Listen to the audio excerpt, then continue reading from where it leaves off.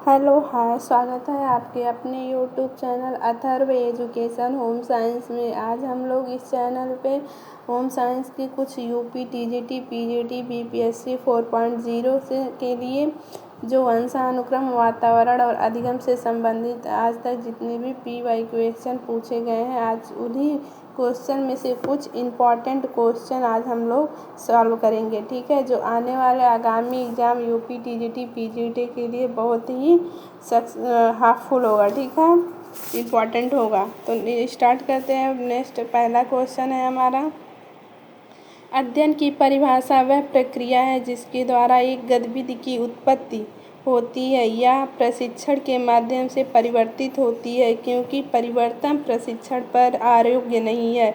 यह कथन किसका है? हरलॉक का, E.R. हिलगार्ड का, मोयन का, कोई नहीं। तो राइट आंसर है आपका बी, E.R. हिलगार्ड के अनुसार वह प्रक्रिया जिसके द्वारा एक गतिविधि की उत्पत्ति होती है यह प्रशिक्षण के माध्यम से परिवर्तित होती है। ठीक है, नेक्स्ट क्वेश्चन है आपका कि अधिगम विकलांगता कहा जाता है। क्या कहा जाता है? अधिगम विकलांगता को आत्म केंद्रित, मानसिक विकलांगता, डिसलेक्सिया और भावनात्मक विकलांगता। ये क्वेश्चन आपका यूपी में असिस्टेंट प्रोफेसर 2019 में पूछा गया है। तो राइट आंसर है आपका सी, डिसलेक्सिया। ये अधिगम विकलांगता डिसलेक्सिया को कहा जाता है। इसी तरह आपका डिस्ग्राफिया होता है और डिस्कैल्कुलिया होता है। डिस्कैल्कुलिया जो अंकगणितीय अधिगम विकार है और डिस्कैल्कुलिया जो लिखने से संबंधित और डिस्ग्राफिया जो गणितीय संबंधी विकार है। ठीक है, नेक्स्ट क्वेश्चन है आपका, क्वेश्चन नंबर है कि 3 पूछा गया है। क्वेश्चन नंबर 3 में दिशा स्थिति का तात्पर्य है। ऑप्शन ए है दरवाजों का आंतरिक स्थिति, दरवाजों की आंतरिक स्थिति। ऑप्शन बी है बाह्य उन्नयन। ऑप्शन सी आवश्यक उन्नयन, उपयुक्त सभी। तो राइट आंसर है आपका बी, दिशा स्थिति का तात्पर्य है बाह्य उन्नयन। ठीक है, नेक्स्ट क्वेश्चन है आपका, बालक का बायां हाथ या दाहिना हाथ का प्रयोग निर्भर करता है, किस पे निर्भर करता है? ऑप्शन ए है वातावरण, ऑप्शन बी है अधिगम, ऑप्शन सी है बालक की इच्छा और ऑप्शन डी है मस्तिष्क प्रभुत्व पर। तो राइट आंसर है आपका ए, बालक का बायां हाथ या दायां हाथ का प्रयोग बालक के वातावरण पर निर्भर करता है। ठीक है, नेक्स्ट क्वेश्चन है, क्वेश्चन नंबर है 5 पूछा गया है, विकास का प्रतिमान ऐसा होता है, कैसा होता है? ऑप्शन ए है जिसके बारे में भविष्यवाणी नहीं की जाती। तो ये गलत है, इसमें पूछा है होता है, सही कौन सा है? जिसकी भविष्यवाणी होती है, ये ऑप्शन सही है, ऑप्शन बी। ठीक है, शरीर की सभी भागों का विकास एक सा होता है, ये गलत है। प्रत्येक जन के लिए विकास की दर एक समान होती है, ये भी गलत है, क्योंकि प्रत्येक जन के लिए विकास की दर भिन्न भिन्न होती है। तो राइट आंसर है आपका बी, जिसकी भविष्यवाणी होती है। ठीक है, नेक्स्ट क्वेश्चन है आपका,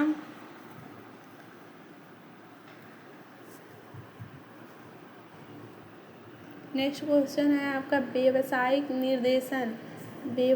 निर्देशन में बल देना चाहिए। ऑप्शन ए है आपका नौकरी दिलाने में, ऑप्शन बी है सेवार्थी की उचित नौकरी ढूंढने में सहायता देने पर, ऑप्शन सी है शिक्षा व्यवस्था को वृत्ति उन्मुख बनाने पर, ऑप्शन डी है सेवार्थी को उचित वृत्ति चयन में सहायता करने में। तो राइट आंसर है आपका सी, शिक्षा व्यवसाय वृत्ति के उन्मुख बनाने में। ये क्वेश्चन आपका टीजीटी राजस्थान में पूछा गया है, तो इसका राइट आंसर है सी। नेक्स्ट क्वेश्चन है, शिक्षा मनोविज्ञान संबंधित है अधिगमकर्ता से, अधिगम परिस्थिति से, अधिगम प्रक्रिया से, उपरोक्त सभी। ये राजस्थान टीजीटी में पूछा गया है, तो इसका राइट आंसर है डी, अधिगम परिस्थिति से। शिक्षा मनोविज्ञान का संबंधित किससे है? अधिगम परिस्थिति से। ठीक है, नेक्स्ट क्वेश्चन है, अंतिम को सर्वप्रथम रखने का अर्थ है अधिगम में उल्टाव, मनुष्य का गंतव्य, ब्लूप्रिंट यानी नीला नक्शा, उपागम, विषय वस्तु केंद्रित अध्यापन। तो राइट आंसर है आपका ए, अधिगम में उल्टाव अंतिम को सर्वप्रथम रखने का अर्थ होता है। नेक्स्ट क्वेश्चन है आपका, टेबुला रासा का मतलब होता है, ये क्वेश्चन इंपॉर्टेंट है, कई बार एग्जाम में पूछे गए हैं। तो ऑप्शन ए है टेबुलर अरेंजमेंट, ऑप्शन बी है ब्लैक स्लेट, ऑप्शन सी है कुर्सी और मेज, ऑप्शन डी है बोर्ड और स्लेट। तो टेबुलर आशा का मतलब होता है ब्लैक स्लेट, यानी जॉन लॉक के अनुसार बच्चे मन खाली स्लेट की भांति होता है। बच्चों का मन जो होता है खाली स्लेट की भांति होता है, जिस पर जो चाहे आप उस पर लिख सकते हैं। ठीक है, ये डिफिनेशन लॉक के अनुसार है। ये डिफिनेशन एक क्वेश्चन बन गया। ठीक है, इसको आप लोग इम्पोर्टेंट समझिए। नेक्स्ट क्वेश्चन है, क्लाइंट सेंटर्ड काउंसलिंग जानी जाती है किस नाम से? डायरेक्टिव काउंसलिंग, पारिवारिक काउंसलिंग, नॉन डायरेक्टिव काउंसलिंग और ऑप्शन डी है इलेक्टिव काउंसलिंग। तो ऑप्शन राइट आंसर है सी, नॉन डायरेक्टिव काउंसलिंग।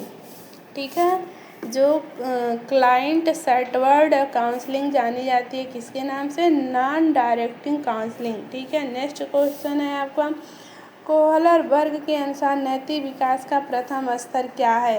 तो सबसे पहले आप जान लीजिए, कोहलर वर्ग ने नैतिक विकास की 3 अवस्थाएं बताए हैं। एक है कन्वेंशनल, दूसरा है पहला है पूर्व कन्वेंशनल स्तर, बी दूसरा है आपका कन्वेंशनल और तीसरा है उत्तर कन्वेंशनल। इसमें पूछा है प्रथम स्तर। ठीक है, तो प्रथम स्तर है आपका पूर्व कन्वेंशनल, पूर्व कन्वेंशनल, और सेकंड होता है आपका कन्वेंशनल, और थर्ड होता है आपका उत्तर कन्वेंशनल। तो इसका इसमें प्रथम पूछा है तो राइट आंसर है आपका सी।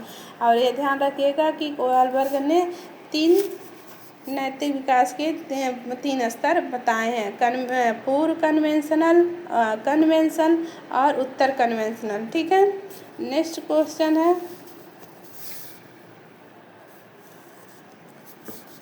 सीखने की अक्षमता को कहते हैं, क्या कहते हैं? स्वालीनता, वाक विकार, वाक विकार तो भाषा से संबंधित है। ठीक है, मानसिक अक्षमता और भावनात्मक अक्षमता। यहाँ दिया है सीखने की अक्षमता, तो राइट आंसर है आपका बी। ठीक है, वाक विकार। सामाजिक मनोविज्ञान के अनुसार मानव जो कुछ भी सीखता है उसका अधिकांश भाग दूसरों को देखकर, सुनकर, समझकर सीखा हुआ होता है। यानी वाक विकार सीखने की अक्षमता होती है, जिसमें हमें कोई भी चीज़ कुछ सीखने में कठिनाई होती है। नेक्स्ट क्वेश्चन है, अधिगम और कल्पना है। अधिगम और कल्पना, पहले तो अधिगम को हम सीखना यानी लर्निंग कहते हैं। ठीक है, अधिगम का ही नाम है सीखना। अधिगम और कल्पना है व्यक्तिगत प्रक्रिया, मनोवैज्ञानिक प्रक्रिया, मानसिक प्रक्रिया और शारीरिक प्रक्रिया। तो राइट आंसर है आपका सी, अधिगम एक मानसिक प्रक्रिया है। ठीक है, ये पियाजे के अनुसार मानसिक प्रक्रिया संज्ञानात्मक विकास का वर्णन किया है जाता है, जिसमें आंतरिक प्रक्रिया वातावरण, समाज, वातावरण के साथ परिमार्जन, सोचता और कल्पना करना, सोचना एवं कल्पना करना इसके अंतर्गत आते हैं। नेक्स्ट क्वेश्चन है, निकट दूर विकास क्रम में शारीरिक विकास पहले केंद्रीय भागों से प्रारंभ होता है, किसका उदाहरण है? पेट व धड़ का विकास, सिर व पैरों का विकास, दौड़ना व चलना, इनमें से सभी। तो राइट आंसर है आपका बी, सिर से पैरों का विकास निकट दूर विकास क्रम के अंतर्गत आता है। ठीक है, नेक्स्ट क्वेश्चन है आपका,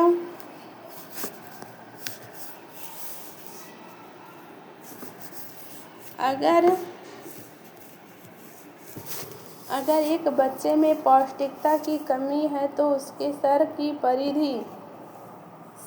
परिधि है छाती से छोटी, छाती से बड़ी, छाती के बराबर या छाती कोई संबंध नहीं होता है। अगर एक बच्चे में पौष्टिकता की कमी है तो उसके सर की परिधि कैसी होगी? तो ऑप्शन ए है छाती से छोटी होती है। ठीक है, नेक्स्ट क्वेश्चन, अगर एक बच्चे की पौष्टिकता कमी है तो उसके सर की परिधि छाती से छोटी होती है। नेक्स्ट है क्वेश्चन आपका, मस्तिष्काधोमुखी विकास क्रम शारीरिक विकास होता है पैर से सिरों की ओर, सिर से हाथ की ओर, सिर से पैर की ओर, पैरों से हाथ की ओर। तो राइट आंसर है आपका सी, सिर से पैर की ओर जो विकास होता है उसको मस्तिष्काधोमुखी विकास क्रम में आता है। ठीक है, ये आपका टीजीटी 2010 में पूछा गया है। नेक्स्ट क्वेश्चन है,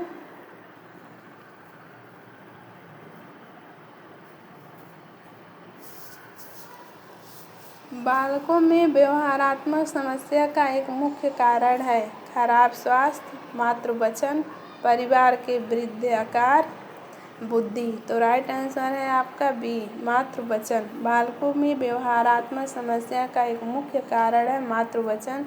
जो बालक बचपन से अपनी माँ से किसी कारण अलग हो जाते हैं या मातृत्व सुख से वंचित हो जाते हैं, उनके व्यवहार में कोई ना कोई समस्या बड़े होने पर दिखाई देती है। ठीक है, नेक्स्ट क्वेश्चन है निकट दूर क्रम में क्रियात्मक विकास। ऊपर हमने मस्तिष्क विकास देखा और ये दूसरा है आपका जो टीजीटी 2013 में पूछा गया है कि निकट दूर क्रम का क्रियात्मक विकास कहाँ से होता है। तो सिर से पैर की ओर, सिर से छाती की ओर, ऑप्शन सी है केंद्र से परिधि की ओर, ऑप्शन डी है छाती से पैर की ओर। तो राइट आंसर है आपका सी, केंद्र से परिधि की ओर। ये भी क्वेश्चन इम्पॉर्टेंट ही है, हर बार किसी न किसी रूप में एग्जाम में पूछे ही जाते हैं। ठीक है, नेक्स्ट क्वेश्चन है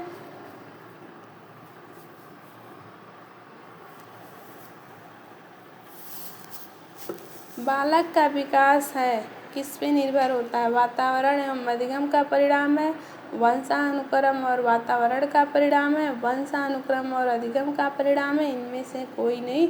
तो राइट आंसर है आपका वंशानुक्रम और वातावरण का परिणाम बालक का विकास निर्भर होता है। यानी बालक के विकास पे वंशानुक्रम और वातावरण का प्रभाव एक बालक के विकास पे पड़ता है। तो ये रहा आपका कुछ इम्पॉर्टेंट यूपी टीजीटी पीजीटी के लिए कुछ इम्पॉर्टेंट पीवाई क्वेश्चन थे जिसे हम लोगों ने सॉल्व किया है। उम्मीद है आप लोग को ये वीडियो पसंद आया होगा और ये क्वेश्चन बहुत ही इम्पॉर्टेंट है। इसे आप लोग अपने माइंड में सेट कर लीजिए या अपने कॉपी में नोट कर लीजिए, आने वाले एग्ज़ाम के लिए बहुत ही आप लोग के लिए हेल्पफुल होगा। और इस चैनल को लाइक शेयर और सब्सक्राइब ज़रूर कर लीजिए ताकि आने वाले ऐसे ही वीडियो अपडेट आपको मिलते रहें होम साइंस से। ठीक है।